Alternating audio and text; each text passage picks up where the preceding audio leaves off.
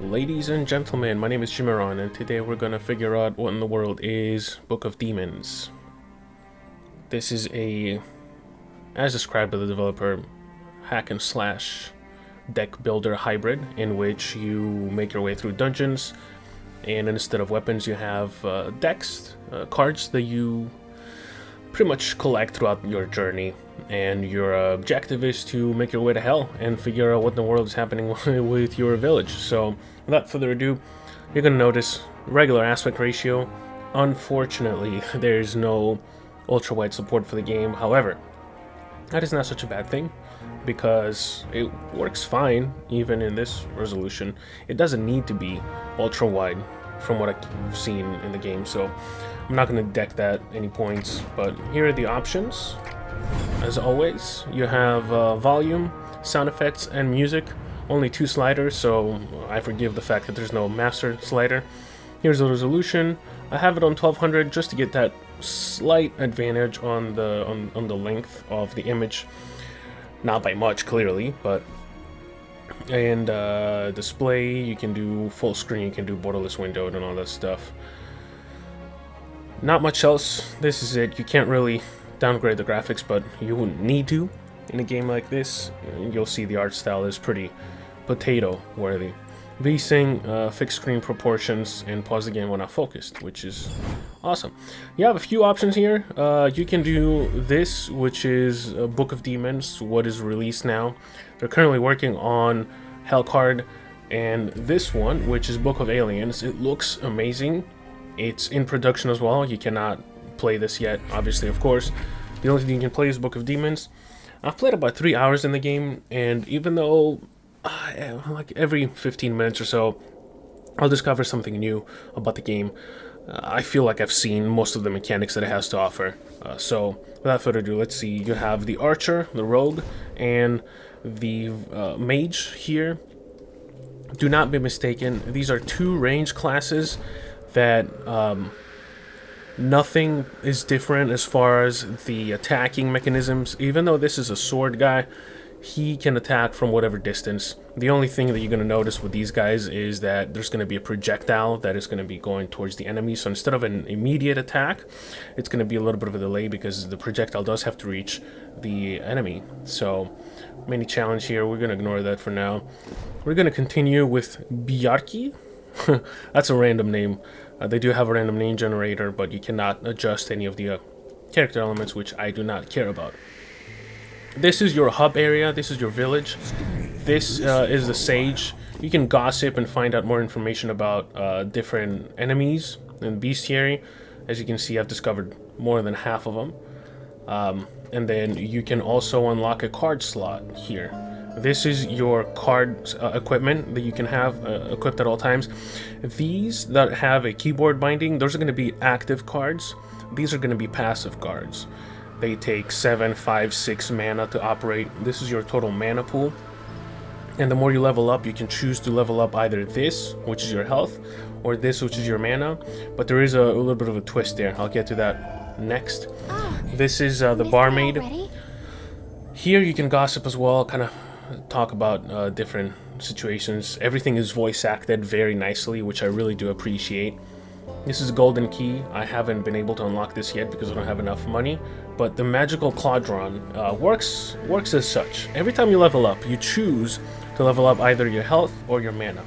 Every time you level either, the opposite goes into the Claudron here, and then you can collect the prizes by paying the gold amount required, and then all these opposite points that did not go to whatever you chose will go to that respective field. So let's say you've leveled up 10 times and you haven't collected the Claudron, and you've put all your points in your health.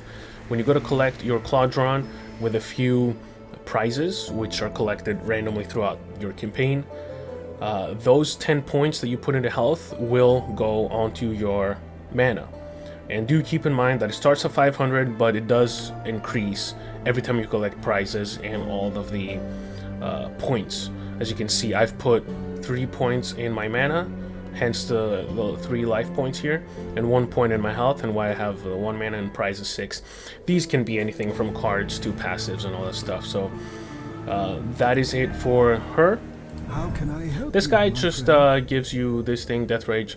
I'm not quite certain exactly what this is yet because I have not unlocked it. As you can see, I only have 9,000, but I did have to buy all of these additional card slots here. And this is the fortune teller. You can upgrade cards here, and you do so by using special cards. You can upgrade special cards as well.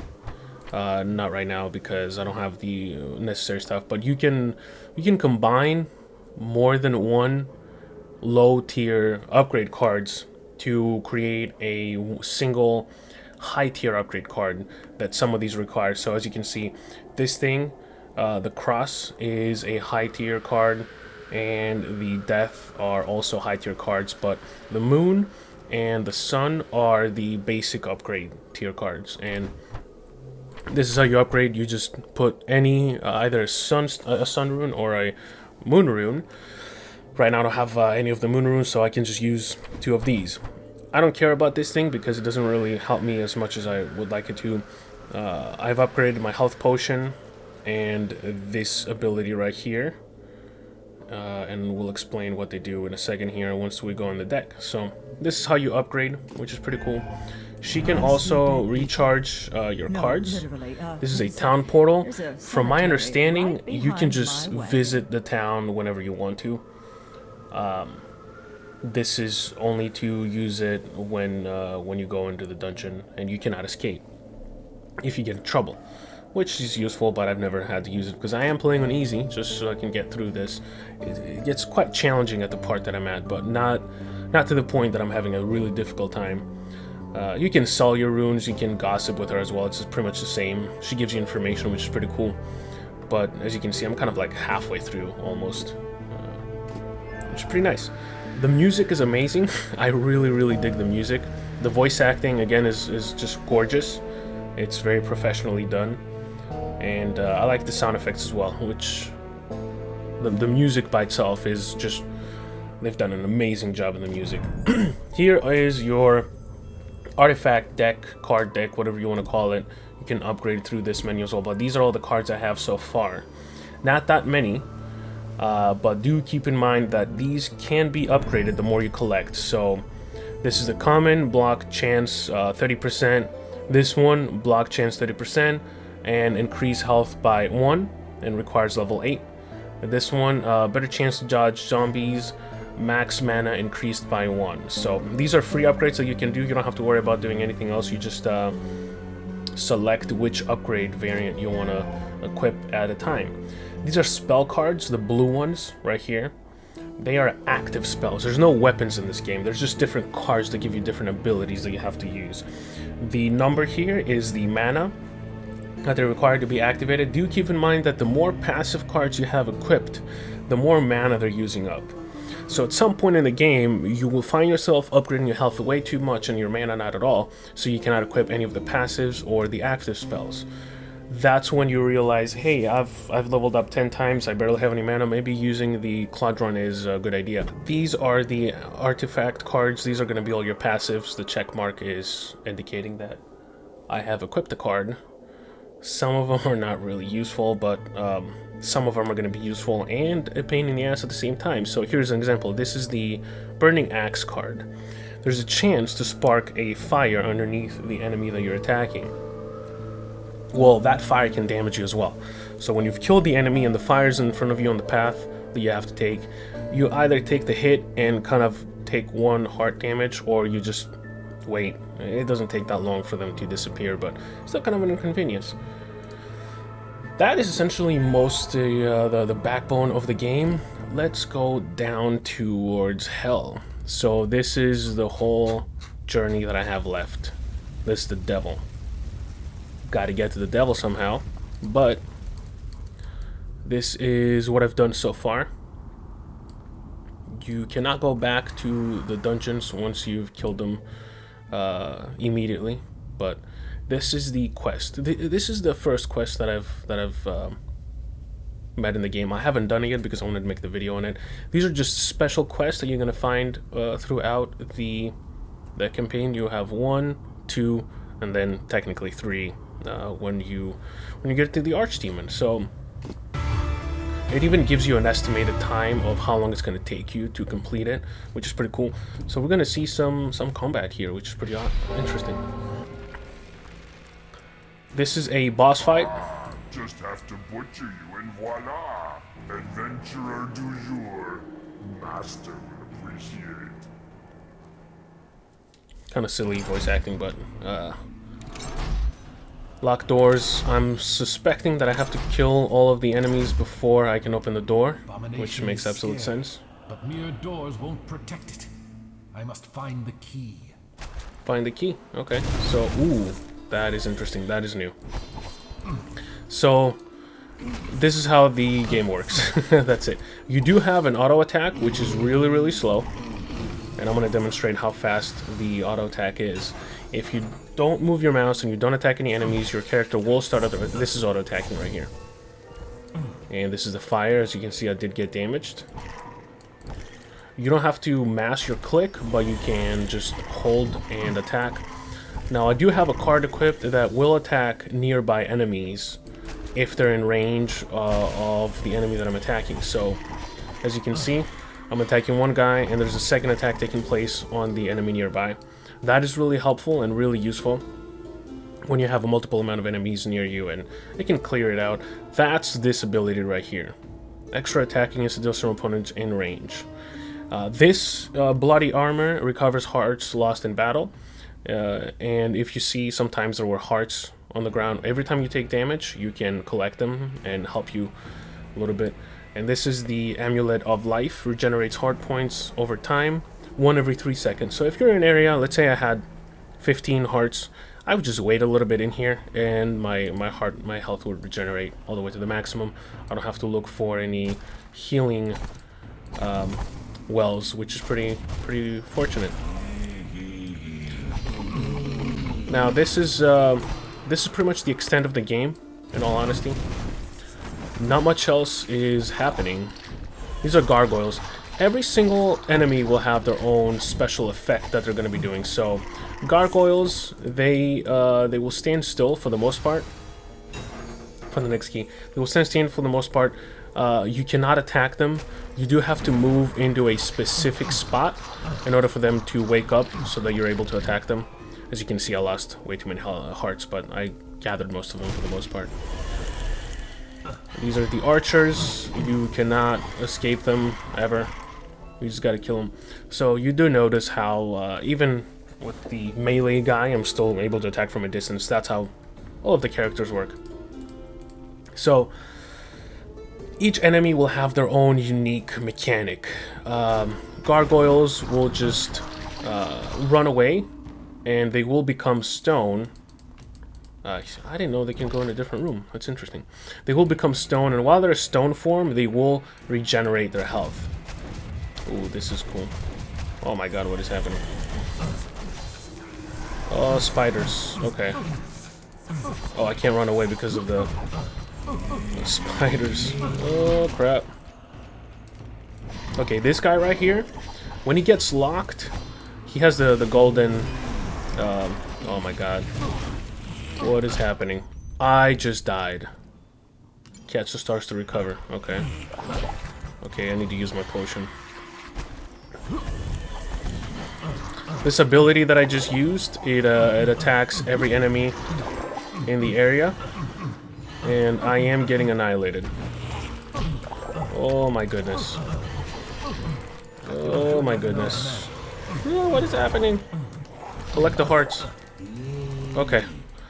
Let's take a breather here real quick. This gets wild, as you can see. It gets pretty fucking wild. So the guy with the gold health bar, every time you attack him, his health bar locks and you cannot do any damage to him. He's invulnerable. Unless you have this ability. The Burning Axe or Ice damage or Thunder damage, whatever you got. He only takes damage through elemental abilities while his health bar is locked. So it's a good idea to have something like that equipped. Even though this is an inconvenience for the most part, it does help. I don't have enough mana. Collect the hearts. Okay, you can avoid these projectiles pretty easily. So, yeah, the game is... Okay, this guy has a rage bar underneath him. The more you attack him with fast attacks, the quicker it fills. If it fills all the way, he regenerates some health, and then he blows away some projectiles, poison projectiles, and they can poison you. So definitely steer away from him, or if you see him, try to get low. Do not attack him, and also try to move at the same time, because your auto attacks will fulfill the anger bar. Here's a second key, third key, rather. This was pretty brutal, by the way. I don't know if I'm going to be able to do this again. Sometimes the range enemies do miss, and that is a blessing in disguise, because I can tell you right now, they will get overwhelming with the amount of enemies here. So, and these guys are done. I can't wait to see how difficult the boss fight will be. You do have up here different objectives that you may have not discovered yet. Once you do them, they will turn green. And then for those completionists out there, it will tell you how many things you have left to do. So it's going to be a number here. It's going to tell you 57 gold or whatever. And then there will be shining stars all around the map. They will indicate you which location those things are at, so, or towards which direction, so you can go get them. So that's pretty useful. Oh crap, here's a key. Just a bunch of archers, nothing crazy. This game may seem easy on surface, and it is pretty easy in the beginning, but do not get it twisted. This game, as you can see, can get quite overwhelming, and this is the easy difficulty too, so I can only imagine how difficult it can get while you're in the hard difficulty. What is this foul Oh smell? god, let's see. I have The mana. abomination must be close. You can use the Wasat keys to maneuver. I found them a little bit too inconvenient because this is sideways, and the Wasat keys are a cross pattern, so if I hit A, I go this way. If I hit S, I go that way. Normally when I hit S, I should be going the other way, so I'm not going to bother with the Wasat keys. I just use the mouse and keyboard for now. It's a mana pool. Even if you try to use it, if your mana is full or your health is full, you're not going to be able to use it. And clearly, by the looks of it, this is going to be a path thing that I have to do. So these are the stages of boss fight levels here. Oh, he destroyed it. Oh god. So the more damage you do, the more you fulfill the stages here, and then he moves on to the next mini stuff. Oh crap. He just killed me again. He does way too much damage. Don't have enough mana. Oh god. Okay. Let's kill these archers here. Good.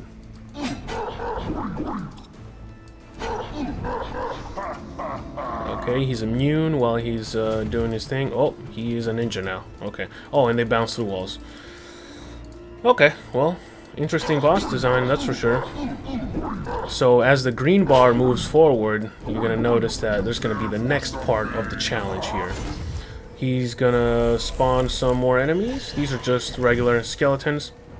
The more you level up, interesting design, the more you level up, each enemy will lose 1 heart, which is pretty cool. That is also pretty interesting to talk about here. This is shield. You cannot damage the enemy unless you destroy the shield first. Many enemies will have that. You can just attack them for as long as you want. Nothing will happen. Just like this. They will not take any damage unless you destroy that shield. So definitely keep that in mind. Oh, see, he's gold now, so he can only be damaged by elemental.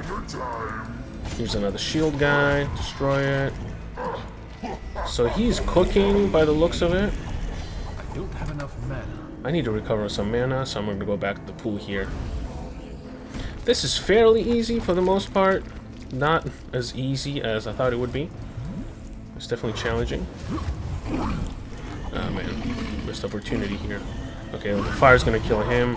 Okay, I'm getting surrounded here. And I died again. Nope. He died? I left the store Oh. on. Well, that was it. Killed him. I wasn't even paying attention on his health bar, honestly. I was just hoping to survive. That's a lot of fucking carrots. And that's unlocked. That was pretty fun. Oh, and I still have to kill the enemies. Okay. Okay. I suspected as such. I was hoping that I wouldn't have to kill him, but you do still have to kill the remaining enemies. So these, in the beginning of the game, when you start, they have like a few hearts. Maybe 3 or 4 hearts. And we got a new card. What is it? Legendary card. That we have. Okay, yep, that's another feature that the game has. You have to identify cards. These are all the upgrade cards here that I was talking about. We're gonna go identify the card. Regular cards, they need 1,000 to be identified. I'm not quite certain as to how much money the legendary card will require, but we're about to find out, I suppose. Really? When you die, you spawn more? Am I gonna get beat by these tiny ass spiders now? Generate health. And as you can see, there's these stars here. That's probably because there's still some. Here's the 3 that I was talking about here: Skeleton, Skeletomancer, and Skeleton Warrior. So these are the 2 shiny things. I didn't know what it was in the beginning, but I figured it out eventually. He's too far. He teleported. And that's when you get this. If you're a completionist, you're gonna appreciate that very, very much. I forgot to mention this tackle. This will do that area of effect that you saw. It will attack every single monster for 1 damage, and it has a chance to apply other cards' effects by 25%. I don't know if it means these types of cards or the active types of cards. I have yet to figure that out, but as I unlock more card slots and find more cards, I'm going to be able to figure that out a lot quicker. So, there we go. Quest number 1 completed.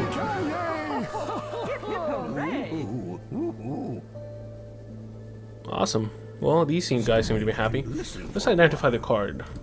5,000 coins. Holy shit. Alright, let's do it.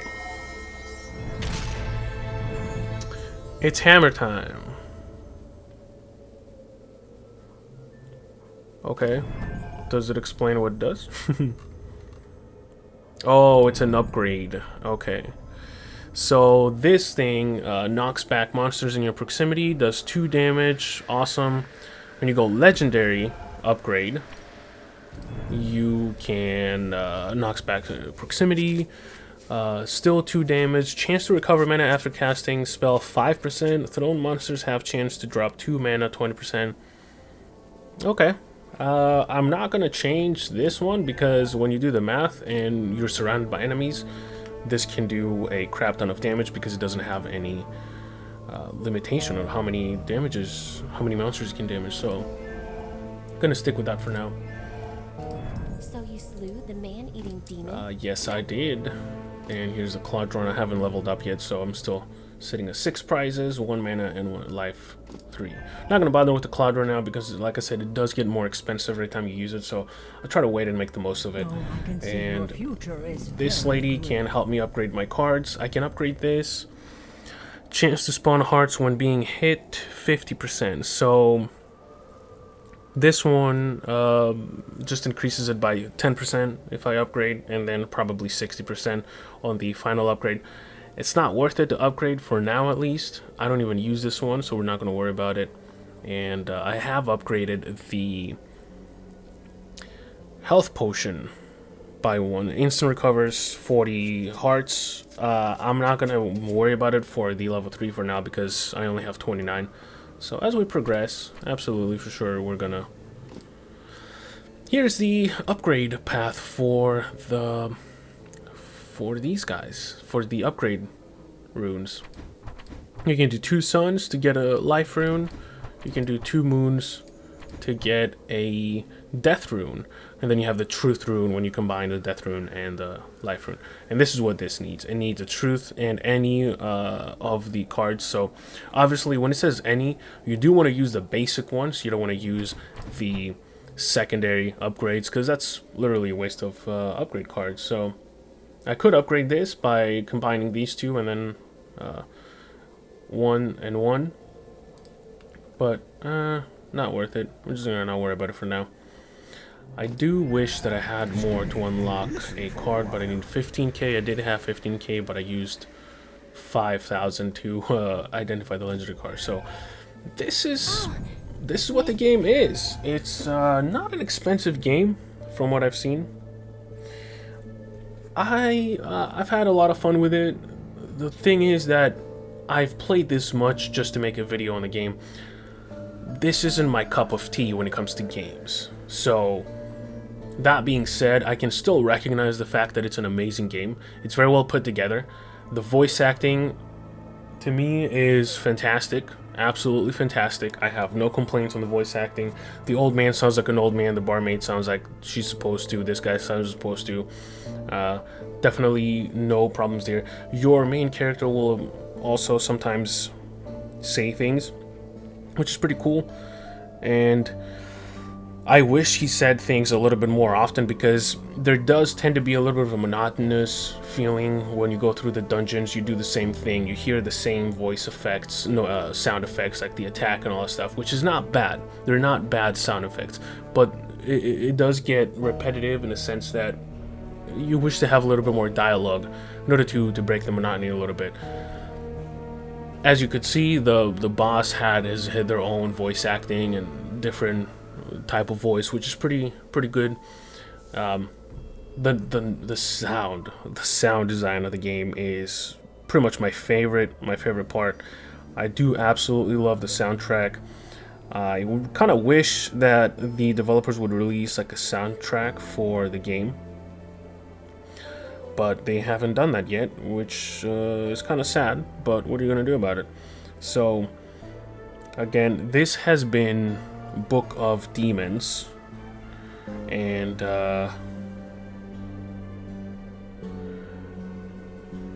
Demons, it's $25. Game is $25, $24.99. It is on Steam. It's $24.99 or your regional equivalent. There's definitely a lot of content for the price. Will it get repetitive? Well, we pretty much saw what the game was about. It does have an endless mode. If you're into dungeon crawlers and deck building and all this stuff, absolutely go for it. This is going to be your thing. If the hack and slash aspect was a little bit misleading for you, I do not blame you.